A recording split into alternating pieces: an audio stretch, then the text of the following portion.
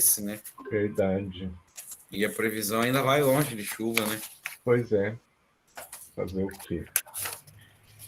Não Bom, tá fácil para nós que é pobre. deixa eu colocar aqui para compartilhar e me digam se está aparecendo. Sim. Tá? Beleza. Antes de qualquer coisa, algum de vocês tem fácil calendário aí para me dizer se as provas começam na segunda-feira ou começam depois?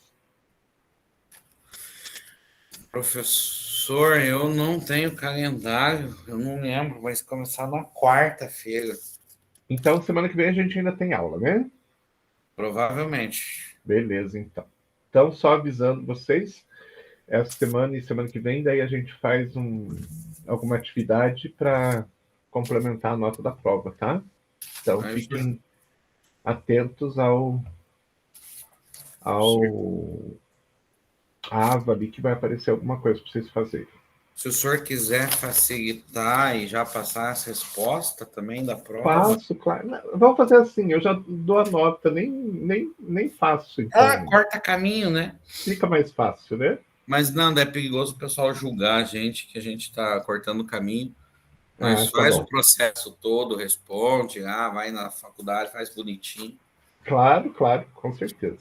É segredo nosso, não conta para ninguém. Falando nisso, falando em faculdade, vocês foram avisados que a prova é presencial, né? Não, professor, não pode. Se a aula é toda híbrida, a prova também tem que ser híbrida.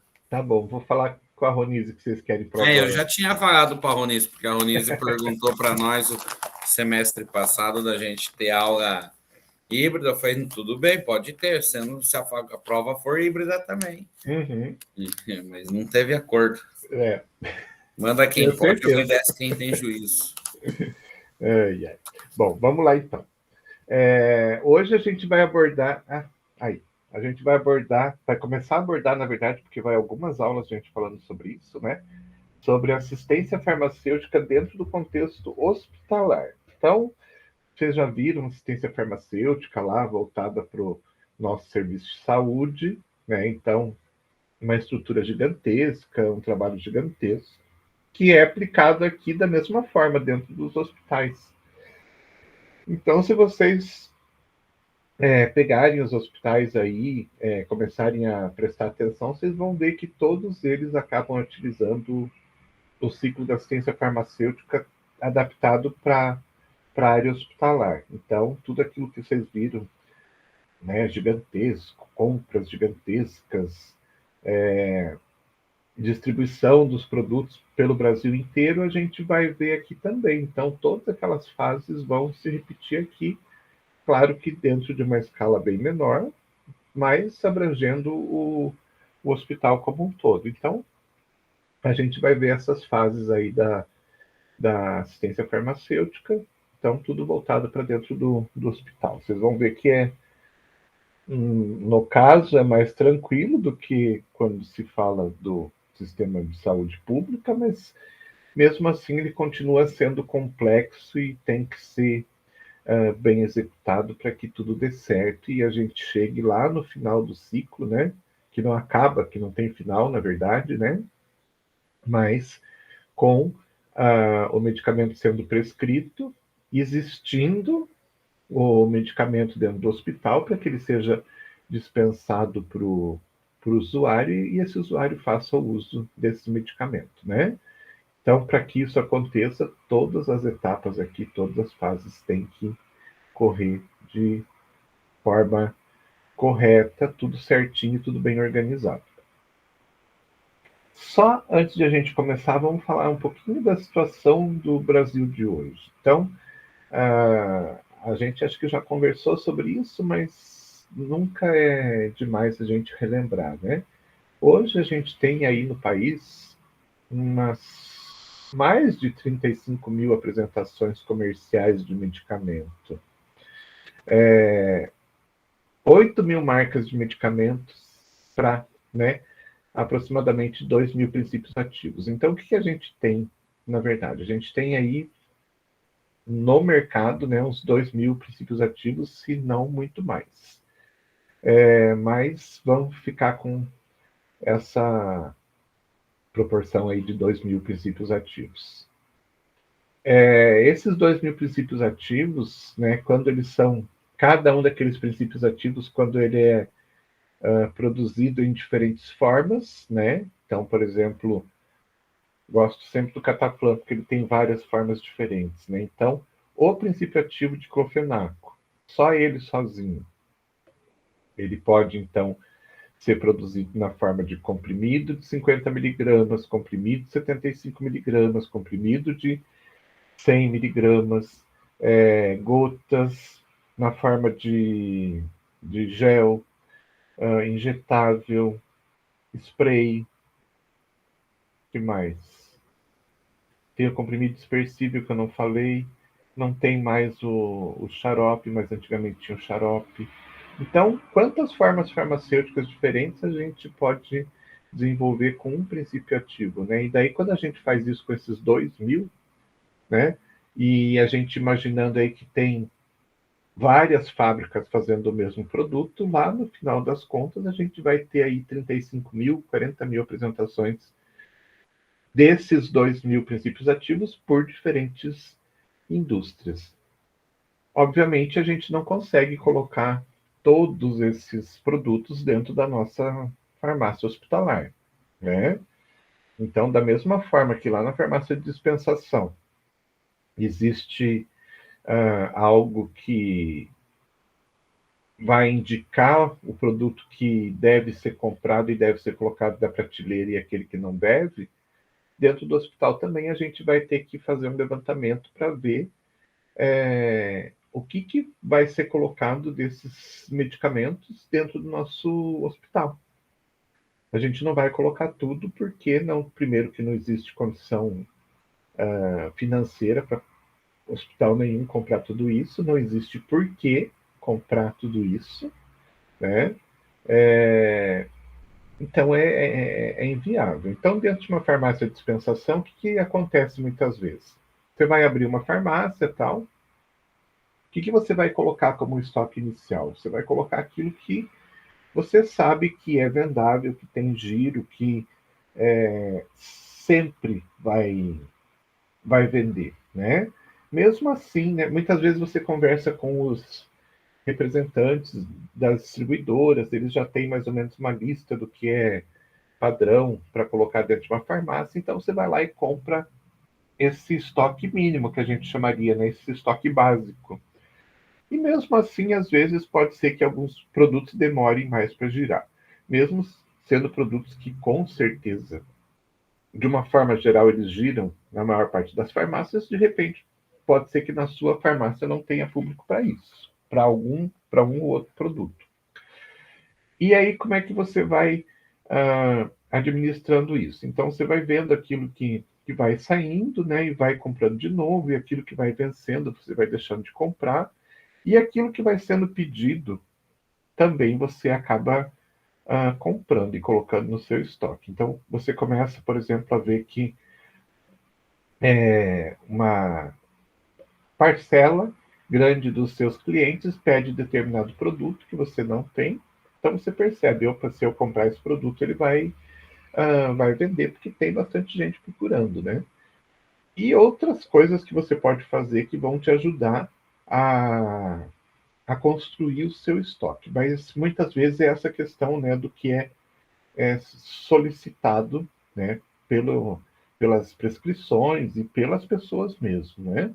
Mas você pode também ajudar, tipo, dando uma olhada no seu entorno ali, se tem clínicas médicas, tem clínicas odontológicas, e começar a construir um estoque, né, baseado nessas informações também. Tem bastante clínica odontológica, então eu vou comprar Spidofen porque os dentistas só sabem prescrever Spidofen, né? Então, você já coloca o Spidofen lá que você sabe que você vai vender.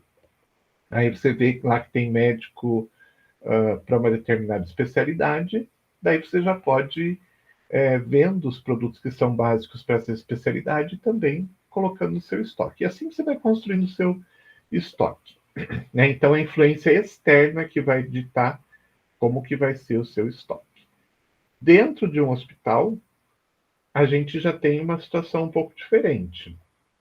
A gente tem, né, as doenças, né, as pessoas que entram doentes, mas as pessoas que entram doentes, elas não têm nenhum tipo de influência, elas não vão chegar lá no leito e falar para a enfermeira, olha, fala lá para o farmacêutico que eu quero medicamento tal, né?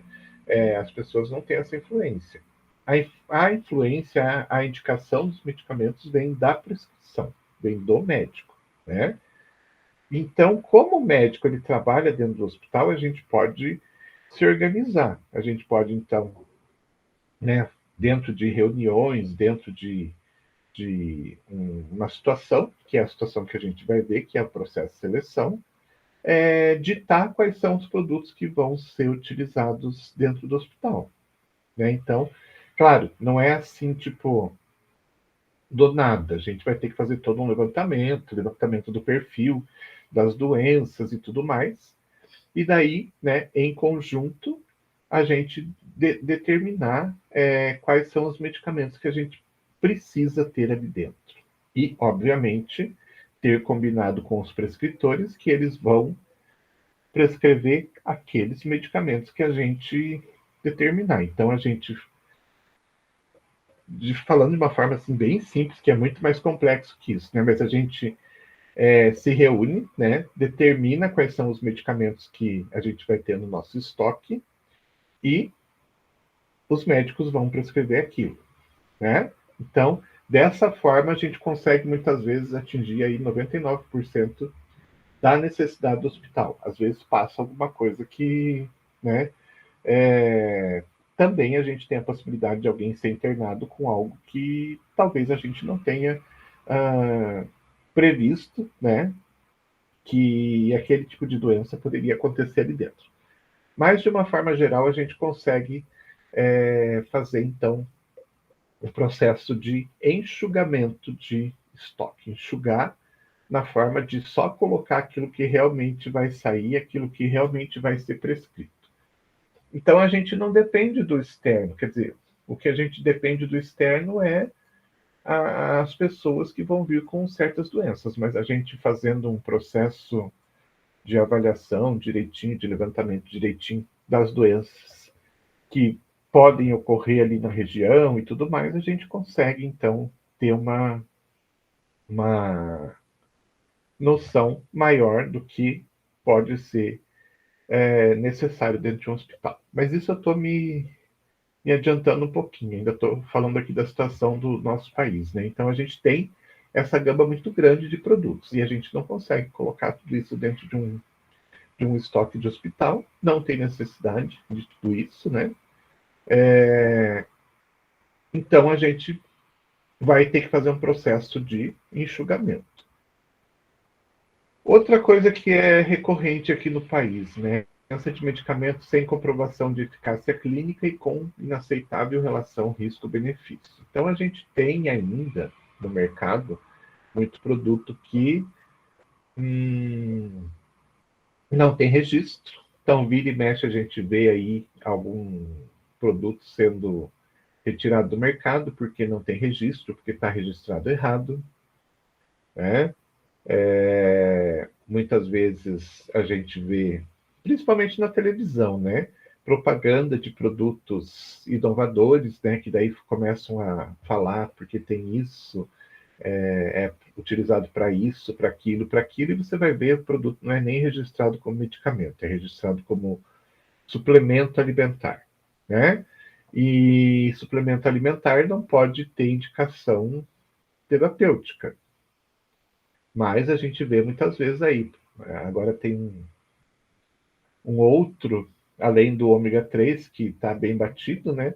Que estão colocando que nas propagandas falam um monte de coisa, porque ele vai acabar com isso, vai acabar com diabetes, vai acabar com um monte de coisa, e daí você vai olhar o produto está registrado como suplemento. Então a gente tem produtos que não podem ser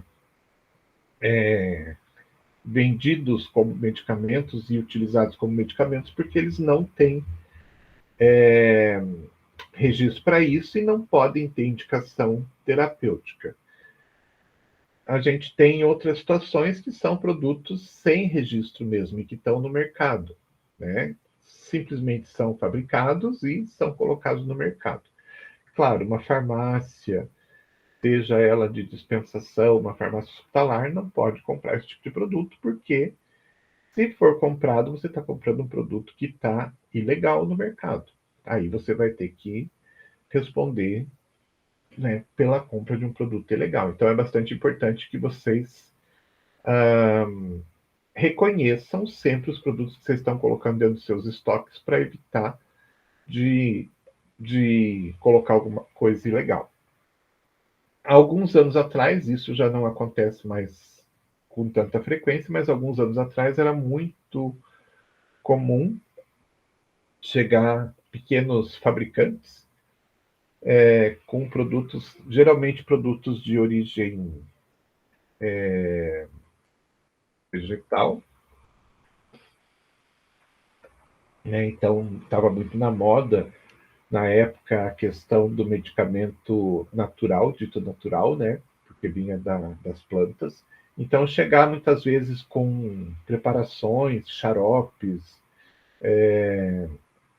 e outros produtos com base em plantas, né, extratos de plantas e tudo mais, e eles vendendo diretamente nas farmácias. Então eles chegavam, com mel também, bastante produto com mel e própolis, e eles chegavam então nas farmácias e faziam propostas, né, de deixar consignado, qualquer coisa assim do gênero.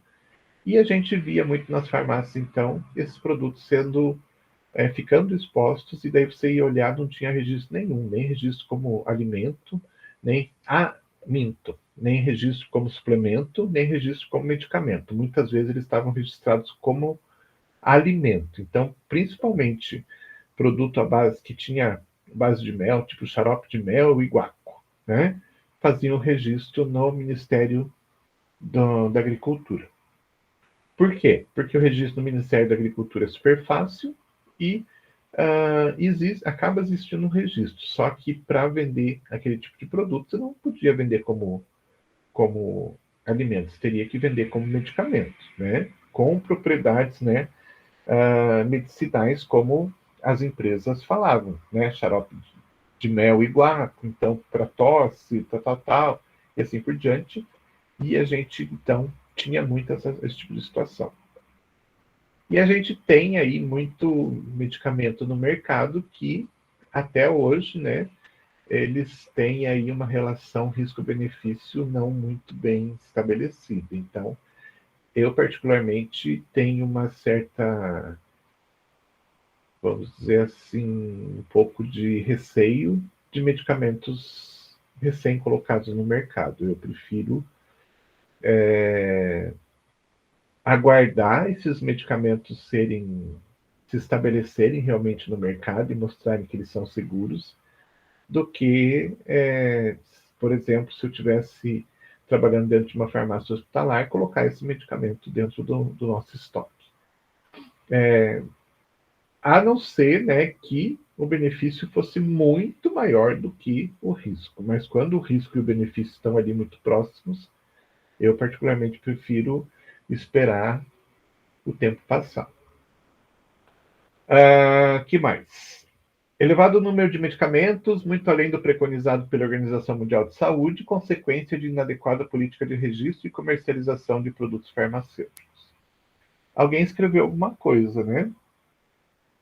Então, aqui no Brasil, o que a gente tem? A gente tem uma situação tipo... Não estão aparecendo aqui. De novo. Agora está acontecendo isso. Simplesmente, do nada, os slides param de ser compartilhados. Então, se acontecer, vocês me avisam, tá?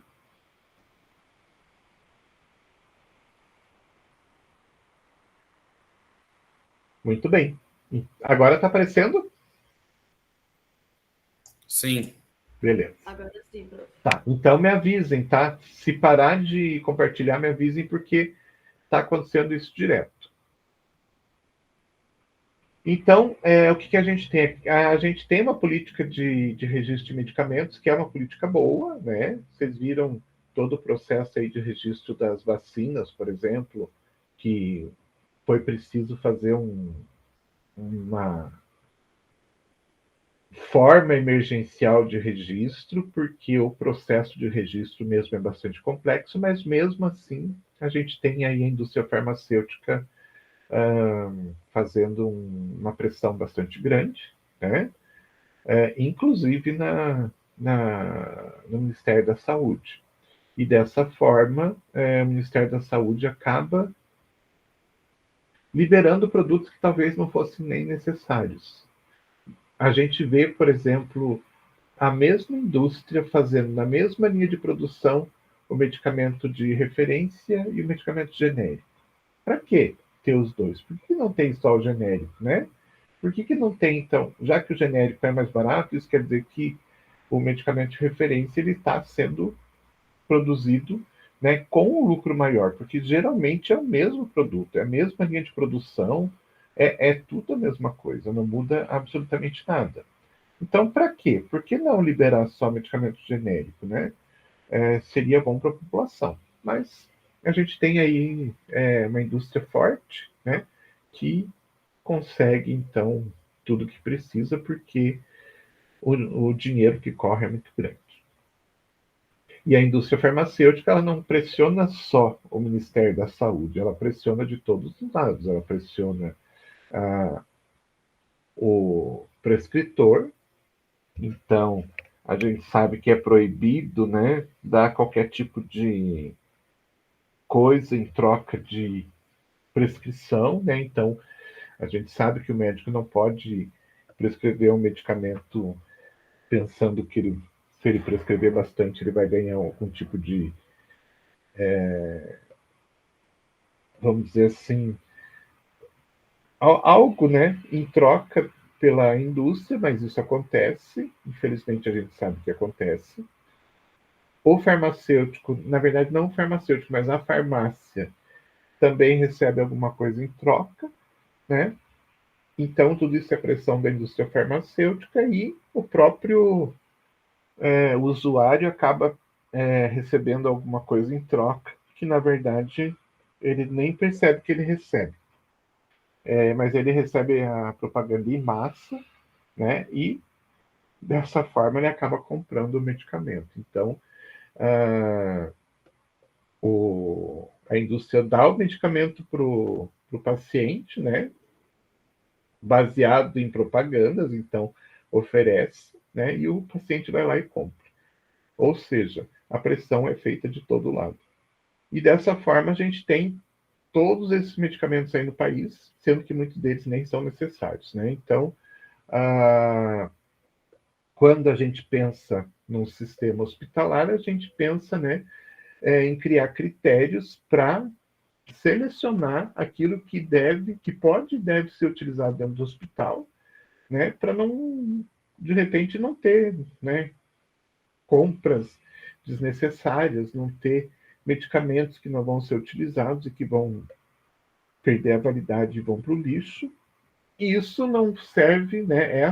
Esse pensamento não serve só para o medicamento, mas serve também para os germicidas e para os correlatos. Da mesma forma que a gente seleciona dentro do hospital os medicamentos, a gente vai selecionar os germicidas e vai selecionar os correlatos. Por que eu vou comprar fio cirúrgico se no meu hospital não tem nem centro cirúrgico, não faz nenhum tipo de cirurgia, né? Então, a gente vai ter que adaptar conforme o nosso meio, o local de trabalho, aquilo que realmente é necessário e vamos escolher aquilo que foi necessário para ter dentro do ambiente hospitalar sem desperdício nenhum. E outra coisa que é bastante importante, a questão do desperdício, né, do jogar o produto fora e também a questão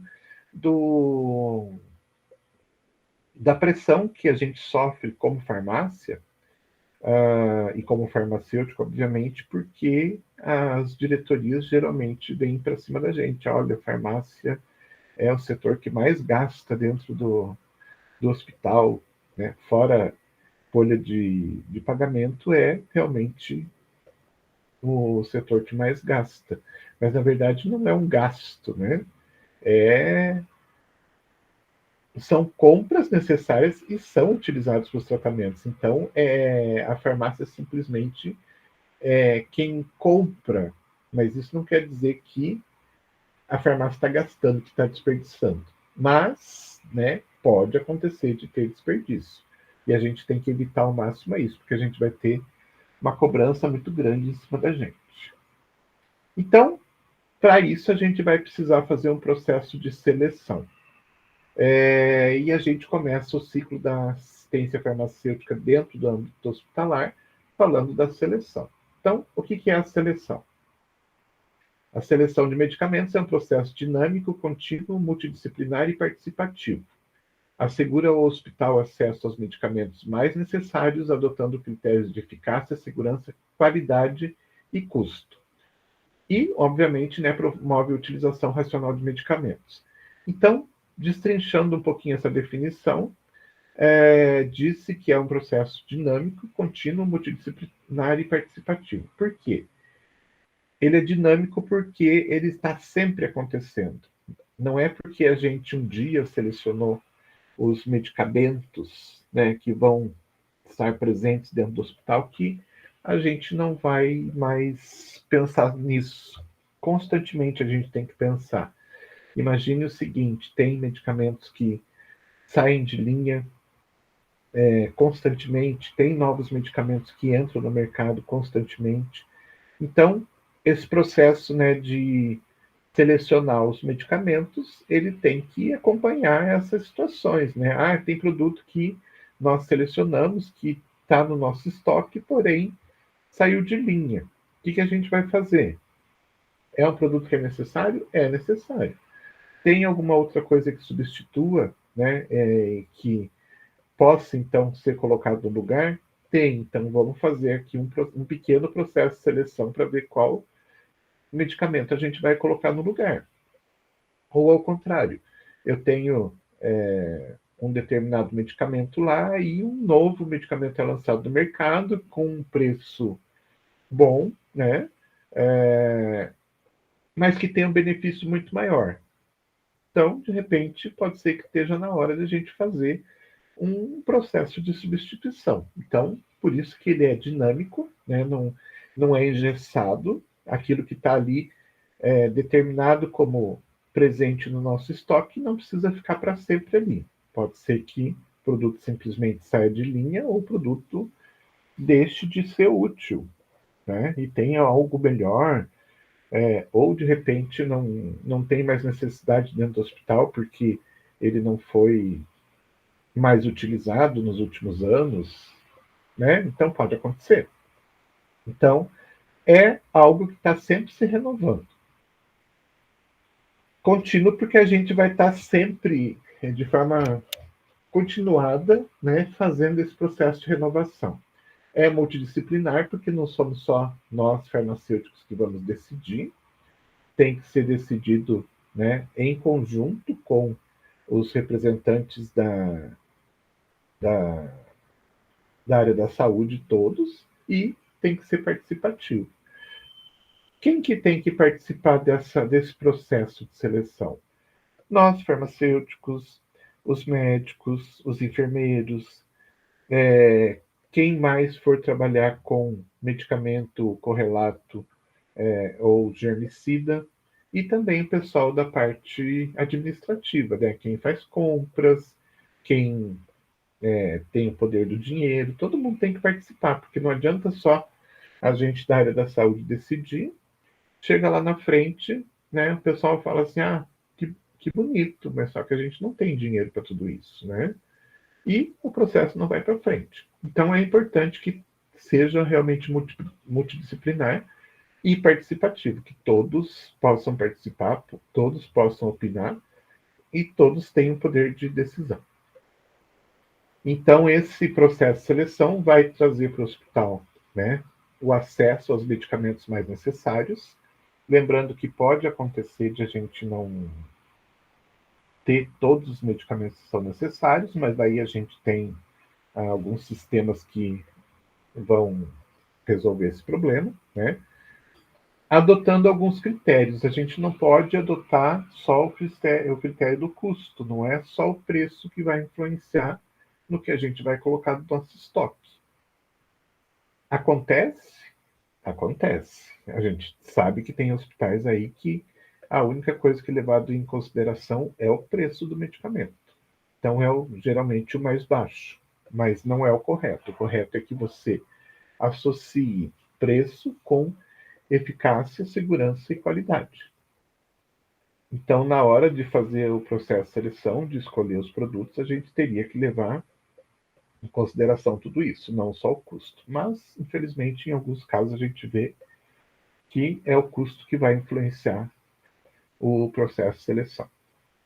E, dessa forma, a gente vai promover a utilização racional dos medicamentos, né? Então, a gente vai ter os medicamentos necessários para os tratamentos corretos, e, obviamente, trabalhando com tudo isso, a gente vai trabalhar com os prescritores também, na questão da prescrição correta, para que, lá no final, o paciente tenha os melhores resultados, ele utilize corretamente os medicamentos e tenha os melhores resultados.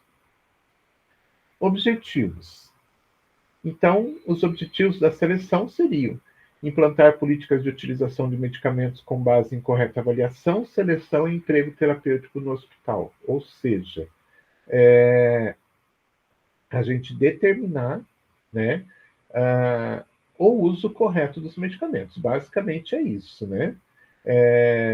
Ter o medicamento certo para o tratamento certo e adaptar isso dentro da forma correta de tratamento.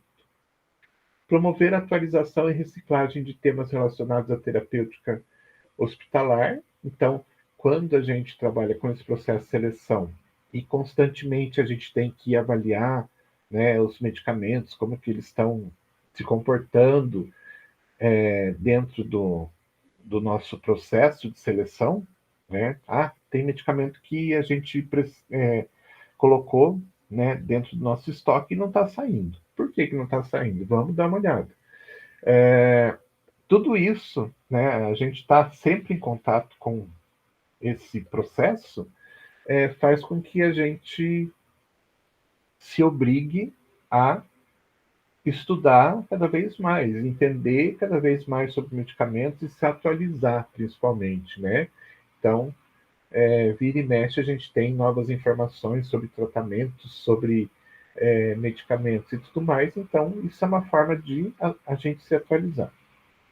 E outro objetivo, obviamente, é reduzir custo, né, visando a obtenção de disponibilidade dos medicamentos essenciais, a cobertura dos tratamentos necessários ao paciente. Ou seja, a gente ter medicamento para atender as necessidades dos tratamentos dos pacientes sem desperdício, sem perda por prazo de validade vencido, sem perda por compra de medicamento que não é necessário, e assim por diante. Então, é um objetivo a gente reduzir o custo. Então, a gente fazendo esse processo, a gente consegue fazer essa redução de custos.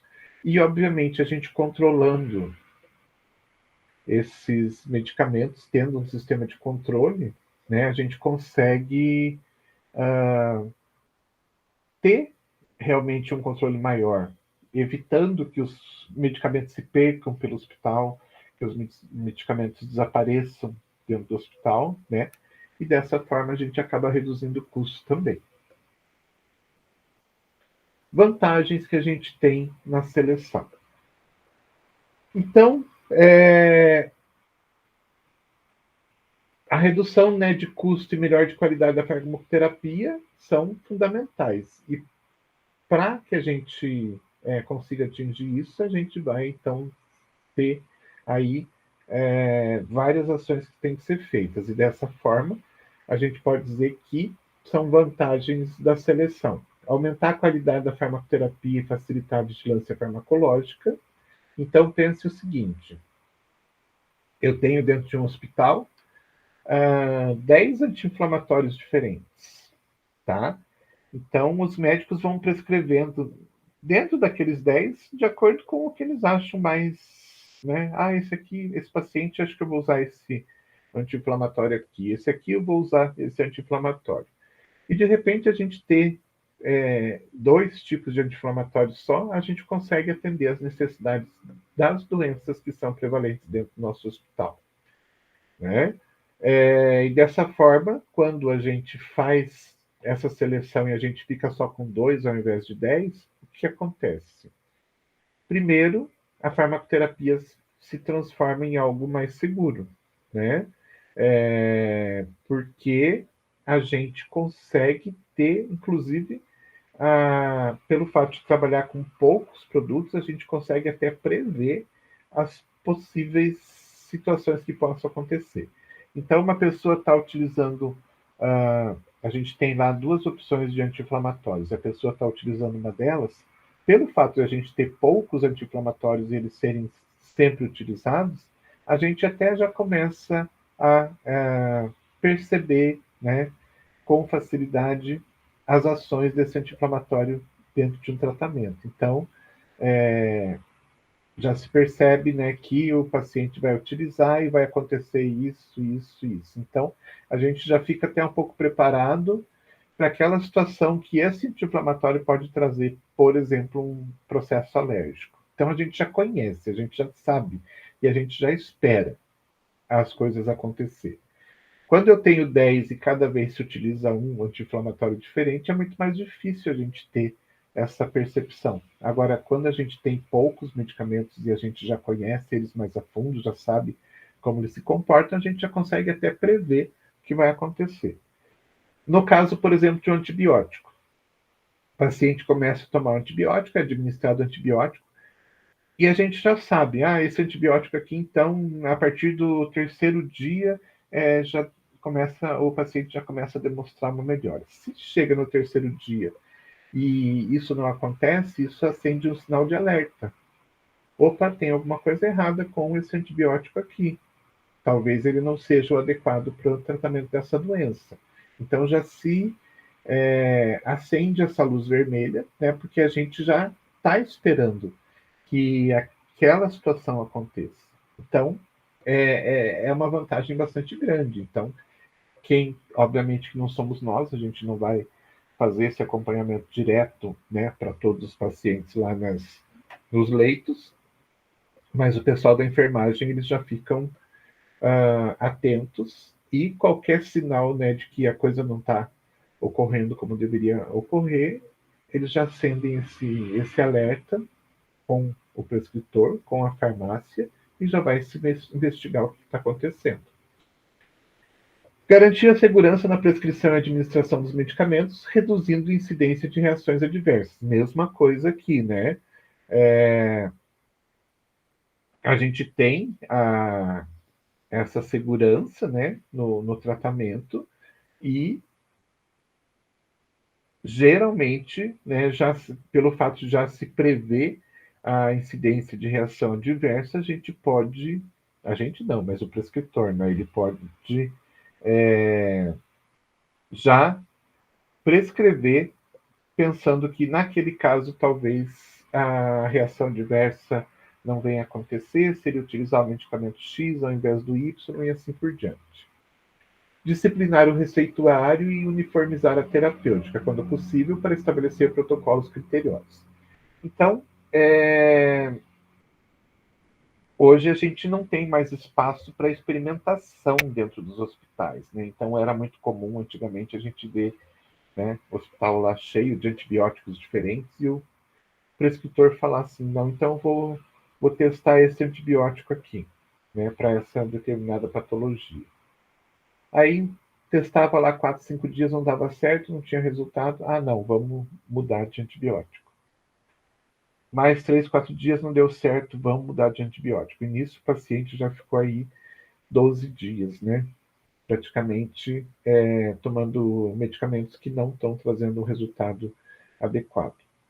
Então, hoje a gente tem protocolos dentro dos hospitais que têm que ser seguidos. Então, para cada patologia, a gente já tem um protocolo que diz que o tratamento tem que ser feito assim, assado, e aquilo tem que ser seguido. É como se fosse uma cartilha mesmo, né, de como prescrever, como utilizar e tudo mais, para cada patologia. Isso são os protocolos. Dessa forma, a gente fecha o espaço de experimentação, então não vai ter experimentação, é aquilo, né? Só em casos muito específicos que a experimentação vai acontecer. E a gente disciplina todo o processo, começando lá da prescrição. O médico já sabe que ele vai ter que prescrever de acordo com o que o protocolo fala. Ele já sabe que o tratamento vai ter que ser dentro de um determinado modelo que vai estar descrito no protocolo. Então, isso é uma vantagem bastante grande. Não abre espaço, margem para muita experimentação. Reduz o custo da terapêutica sem prejuízo para a segurança e efetividade do tratamento. Então, quando a gente tem isso já, tratamento já com um protocolo, a gente sabe que é aquilo e acabou, não vai ficar gastando dinheiro com produtos que não vão ser necessários, formas de tratamento que vão encarecer e que não vão trazer resultados, e assim por diante. Reduz o número de fórmulas e formas farmacêuticas, então a gente enxuga muito o nosso estoque, né, e vai ter só aquilo que realmente for necessário. Dessa forma, as fórmulas, né, vão ser aquelas necessárias. Não vou ter, por exemplo, diclofenaco de sódio como medicamento de referência e medicamento genérico. Né? Então, se eu tenho o diclofenaco, eu vou ter um só, não vou ter duas fórmulas, né, do mesmo produto de empresas diferentes. Para quê? Né? Então, vou ter um representante só. E as formas farmacêuticas também, eu vou tentar diminuir. A gente vai até ver lá na frente como que a gente pode diminuir. Mas, por exemplo, se eu posso ter um xarope que eu posso compartilhar com um adulto e uma criança, só mudando a dose, eu vou dar preferência para esse produto do que eu ter 2 xaropes. Imagine o seguinte, um xarope, né? Eu abro esse xarope, o prazo de validade dele vai cair. Como é que eu posso explicar para vocês? Aquele prazo de validade, né, que estava lá no frasco do produto, ele já não vai poder mais ser considerado. Eu vou ter uma diminuição desse prazo de validade. Foi feito, é um xarope para adulto, foi feito o tratamento para o indivíduo, né? Sobrou meio frasco de xarope. Eu vou ter que, né? Ou eu utilizo rapidamente esse produto, ou eu vou ter que descartar esse material. Então, quando eu tenho a possibilidade de utilizar para o adulto e para a criança o mesmo produto, a possibilidade de eu ter que jogar fora produto porque não tem para quem dispensar, a possibilidade é muito menor. Se eu tiver 2 frascos, um de adulto e um de criança, imaginem que até uma outra criança tomar o restante do xarope e no frasco de adulto até um outro adulto aparecer para tomar esse xarope, a gente vai ter aí um tempo grande e é possível que o produto já tenha que ter sido descartado. Além disso, tem produtos que você, na hora que você utilizou, se utilizou uma dose e sobrou produto, você já joga fora, você já nem pode esperar um tempinho para ver se um outro paciente pode utilizar.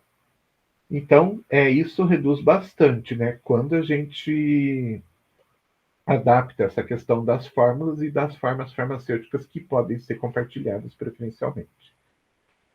Reduz o estoque qualitativo e quantitativo. Então, em qualidade, eu não vou ter mais 10 antibióticos diferentes, não vou ter 10 anti-inflamatórios diferentes, não vou ter 10 analgésicos diferentes, né? Então eu vou ter representantes de cada um desses, mas em quantidade menor, então vai reduzir meu estoque em qualidade, né? desculpa, em quantidade e, ao mesmo tempo, em qualidade. Então, se eu não vou ter 10 antibióticos, né? Em qualidade, eu vou ter 2, digamos assim. E em quantidade também, eu vou ter uma quantidade menor. Não vou precisar ter representantes de cada um desses 10, porque eu vou ter só 2 e vou ter representantes só desses 2. Ou seja, eu reduzo bastante, inclusive, o espaço físico que eu preciso para armazenar os produtos. Reduz, obviamente, o custo de compra desses medicamentos, porque eu vou ter menos medicamentos para comprar, né? Eu tendo, dependendo, obviamente, do meu sistema de compras, eu vou poder comprar em pequenas quantidades, claro, dependendo do sistema de compras que a gente adotar. Mas eu posso, então, reduzir bastante esse custo de compras. Reduz o custo de manutenção também, porque ao invés de eu precisar de um espaço muito grande, eu vou precisar de um espaço menor, né? Precisando de um espaço menor, eu vou gastar menos energia elétrica, né? Se eu precisar de geladeiras, eu vou precisar de quantidade menor de geladeiras, economizando energia elétrica. Eu vou ter um espaço físico menor, utilizando menos iluminação. Da mesma forma, eu vou utilizar menos energia para manutenção de temperatura e assim por diante. Então, dessa forma, eu acabo reduzindo os custos de manutenção de estoque também. Tendo essa seleção de medicamentos, eu vou facilitar a comunicação entre a farmácia, equipe médica, pessoal de enfermagem e sessões administrativas. Então, a gente vai ter menos diferentes medicamentos, a gente vai ter mais conhecimento, então, desses medicamentos, então a nossa comunicação acaba ficando muito mais clara, né? Imagine se eu tenho 1000 diferentes princípios ativos, eu vou conseguir entender de todos ao mesmo tempo. Agora, se eu tenho 100 princípios ativos só, eu não vou conseguir me aprofundar mais no conhecimento desses medicamentos do que em relação a 1000, por exemplo. Então, dessa forma, o conhecimento fica mais aprofundado e a comunicação entre todos também fica muito mais tranquila. Todo mundo acaba falando a mesma língua. E também, né, o processo de seleção de medicamentos vai facilitar outras atividades lá na frente, né? A compra, o armazenamento, a dispensação e o próprio controle desses medicamentos. Quanto menos medicamentos eu tiver, quanto mais enxuto for meu estoque, mais facilmente os outros processos vão acontecer. Etapas da seleção. Então, a gente precisa seguir algumas etapas. Tem que concluir uma etapa para ir para a seguinte, para que a gente consiga ter um resultado bastante, vamos dizer assim, produtivo, tá? Se eu não conseguir atingir uma dessas etapas aqui, não adianta eu ir para frente, porque a questão não vai dar certo. Como assim? Bom, pense o seguinte: você está trabalhando dentro de um hospital, as compras são feitas da forma antiga, você compra então um monte de produto, um monte de coisas que você acaba percebendo que eles são jogados fora, estão sendo desperdiçados, tudo mais. Tem um monte de medicamento com as mesmas propriedades, né? E daí o médico vem, um dia prescreve um, outro dia prescreve outro, e você percebe que está na hora de fazer, então, esse processo de seleção. Vamos enxugar esse estoque aqui para que a gente tenha melhores resultados financeiros e para o paciente também. Então, tá bom. Eu, farmácia, né, decido isso sozinho? Não, eu não consigo. Por quê? Porque eu dependo de outros profissionais. Não adianta eu fazer um processo de seleção sozinho e dizer: ah, não, eu vou ter só 2 representantes de anti-inflamatórios. Aí vem o médico lá e prescreve um terceiro anti-inflamatório que está fora daquilo que eu selecionei. Daí eu vou falar para ele o quê? Olha, não tem. Daí ele vai falar: se vire, né? Então, assim, antes de qualquer coisa, a gente tem que ter um entendimento entre todos os profissionais, né, que estão, de alguma forma, ligados a esse processo, porque se tiver um profissional que seja, que não resolva não participar desse processo de seleção, a coisa não vai para frente. Então, vai ter aquele médico mais velho que vai falar assim: ah, mas eu já estou acostumado a prescrever tais medicamentos e eu não vou abrir mão de prescrever esses medicamentos. Vai adiantar alguma coisa fazer um processo de seleção? Se eu tenho alguém que vai trabalhar contra ali, não vai adiantar, né? Tudo que é mudança sempre vai ter gente que vai ser resistente, porque muda, né, um pouco a, a sua rotina, muda a forma de pensar, a forma de ver as coisas, e tudo isso dá trabalho, né? Então tem sempre alguém que vai ser contra porque não quer sair daquela zona de conforto. Então, a primeira coisa é conscientizar toda a equipe, todo mundo que trabalha direto ou indiretamente com o medicamento e que tem algum tipo de participação nesse processo. E então, essas pessoas têm que estar conscientes e elas têm que estar a favor disso. Bom, primeiro que não vou ser eu que vou determinar isso, né? Se eu chegar lá e falar: olha, eu sou farmacêutico e a gente vai mudar tudo agora, vai ter uma resistência muito grande. Então, essa ideia, teoricamente, ou pelo menos essa comunicação de que as coisas vão mudar, tem que vir da diretoria clínica, né? Então, o diretor clínico é que vai determinar: olha, nós vamos mudar, vamos conscientizar todo mundo, então, todo mundo tem que estar a favor, então vamos fazer um monte de atividades para conscientizar todo mundo. Daí a gente começa reunião, documentação, manda e-mail, manda mensagem, faz atividades para mostrar que realmente esse processo pode ser um processo que vai trazer melhorias para todo mundo, vai facilitar o trabalho de todo mundo. Então, muitas vezes é mais fácil você conseguir conscientizar as pessoas por esse lado. Olha, vai melhorar o teu trabalho, vai facilitar o teu trabalho. Quando tiver, né, todo mundo favorável, né, daí você vai para frente. Aí você vai para uma segunda etapa. Então, a primeira etapa é essa: é você conscientizar, é você convencer as pessoas que esse processo vai ser um processo legal, porque senão vai ter aquele que vai continuar do mesmo jeito e o processo não vai para frente.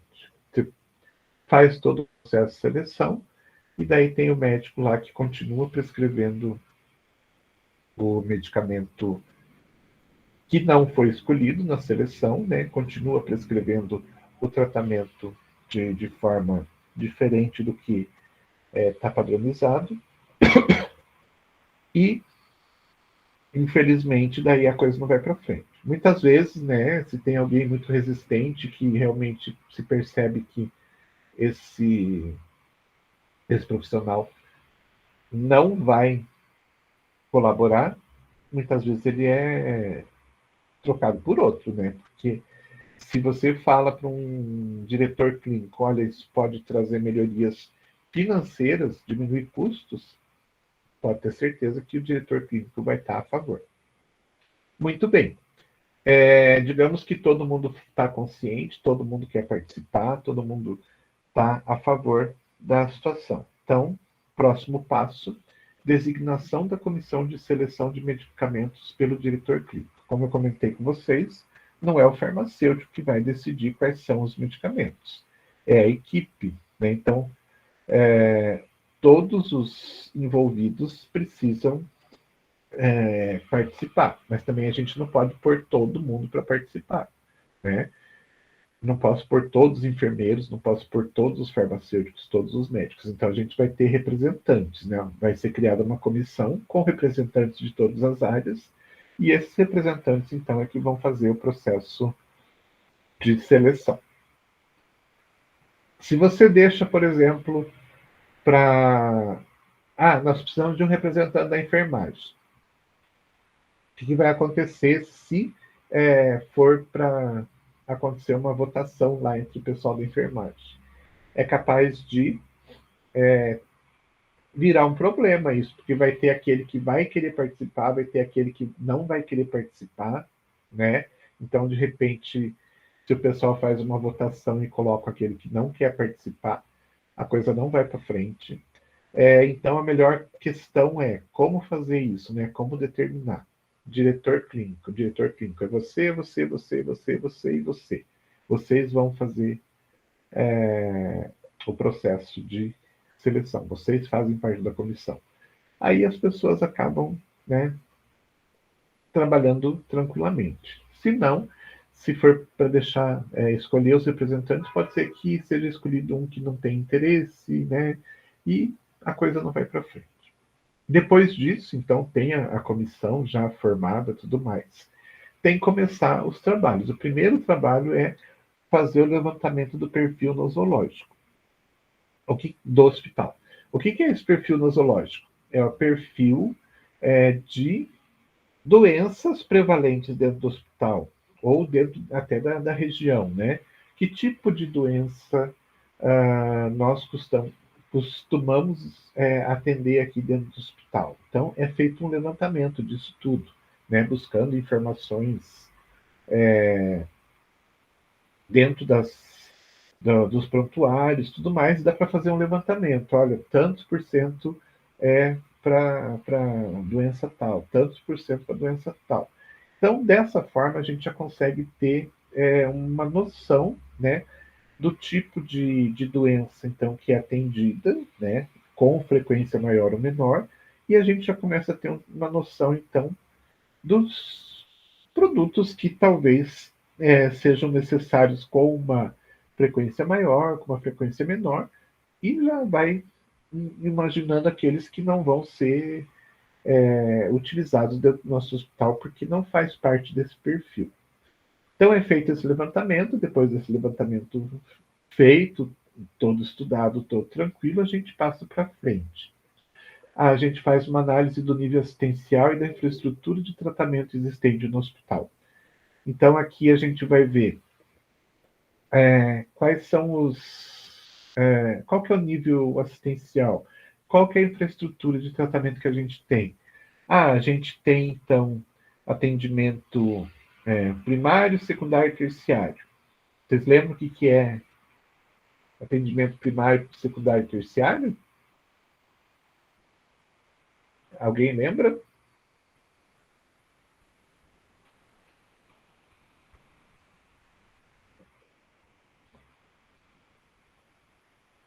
Que silêncio é esse? Muito bem. Então, esse vai ser o trabalho de vocês da semana. Depois eu vou colocar lá no material para vocês verificarem qual que é a diferença desses níveis de atendimento que a gente tem. E que mais? Vamos ver como que é o comportamento do hospital em relação aos atendimentos. Atende particular, atende SUS, atende convênios. Isso é importante a gente saber porque a gente tem que lembrar que SUS paga certos medicamentos, né? Convênios pagam certos medicamentos. E daí, dentro do levantamento do perfil nosológico, é importante que a gente veja, então, daqueles medicamentos que são pagos pelo SUS, né? Quais seriam necessários para tratamento das doenças prevalentes dentro do nosso hospital. Então, para a gente já saber, né? Para o SUS a gente vai precisar de tais medicamentos, para os convênios a gente vai precisar de tais medicamentos, e vamos ver para os atendimentos particulares ou outros atendimentos que tiver, quais são os medicamentos que a gente vai precisar. Então, às vezes a gente vai ter 3 estoques diferentes dentro da farmácia para exatamente atendimento do paciente particular, do SUS e dos convênios. E a análise do padrão de utilização de medicamentos. Então, como que é o padrão de utilização desses medicamentos dentro do hospital? Para doença tal, então o tratamento é feito, sei lá, um comprimido a cada 8 horas por 7 dias. A gente precisa dessas informações para a gente saber mais ou menos a quantidade de produto de medicamento que é utilizado para essas doenças, né? Para a gente ter uma noção, aí já não mais só de medicamento em si, mas até de quantidade que a gente precisa ter. Muito bem. Aí a gente começa o processo propriamente dito. Mas vamos deixar para a próxima aula, que esse processo aqui é um pouquinho grande, e daí a gente começa e termina esse grupo de slides, essa metade do grupo de slides para frente, na próxima aula. Ok? Dúvidas? Acho que não, professor. Só aquele. Não? Só aquela. Esse trabalho que o senhor falou vai ser para essa semana? Não entendi. Até o dia da prova. Tá? Vai estar no AVA? Isso, eu vou colocar lá. Não sei como é que aparece para vocês, mas provavelmente vai ser a primeira vez que vai aparecer essa caixinha lá onde vocês vão clicar. É trabalho, alguma coisa assim que está descrito lá, tá? Daí eu só vou pedir para vocês acessarem e fazer, então, colocar a resposta lá do que esses níveis de atendimento, e é só isso. Tá bom? Tá bom, então. Obrigada. Beleza, de nada. Mais alguma dúvida, gente? Então, é isso. Uma boa semana para vocês e até segunda-feira que vem. Tchau, professor. Boa semana. Tchau. Obrigado, você também.